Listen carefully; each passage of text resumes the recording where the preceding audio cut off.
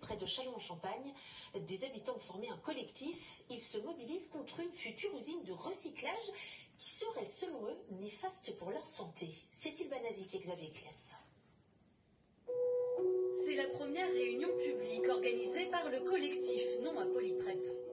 Il détaille ce projet d'unité de recyclage qui s'installerait dans la zone industrielle de Saint-Martin-sur-le-Pré. Ce projet est porté par l'usine de recyclage Macaon de Châlons, associée à 2 entreprises espagnoles.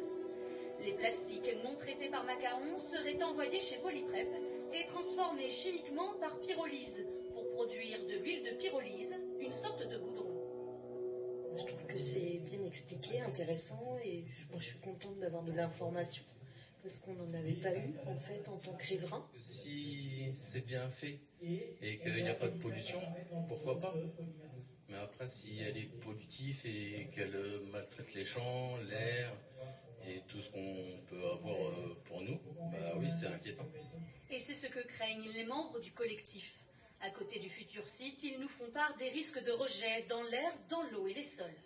Nous avons constaté donc de grandes imprécisions dans le dossier, notamment d'études d'impact, qui font qu'effectivement nous pensons qu'il y a un certain nombre de sujets qui n'ont pas été traités, ou en tout cas qui restent flous, notamment en ce qui concerne donc la partie traitement chimique par pyrolyse des déchets, qui peuvent être source de rejet atmosphérique de polluants quand même relativement dangereux. Pourtant, les conclusions de l'enquête publique se sont révélées favorables à cette installation. Je sens que les avis défavorables des contributeurs relèvent plus de la peur, de la complexité à appréhender un tel dossier industriel et d'un manque de confiance. Le représentant de Polyprep ne souhaite pas s'exprimer pour le moment. Dans un document public, l'entreprise a répondu aux craintes formulées, comme ici, sur les rejets atmosphériques.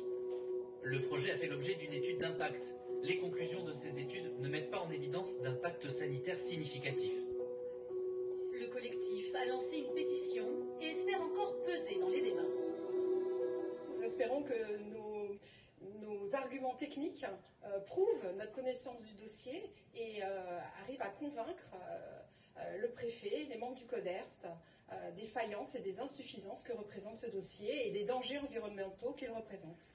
Le Conseil départemental de l'environnement et des risques sanitaires et technologiques examinera le dossier le 19 mars. Le préfet rendra par la suite sa décision.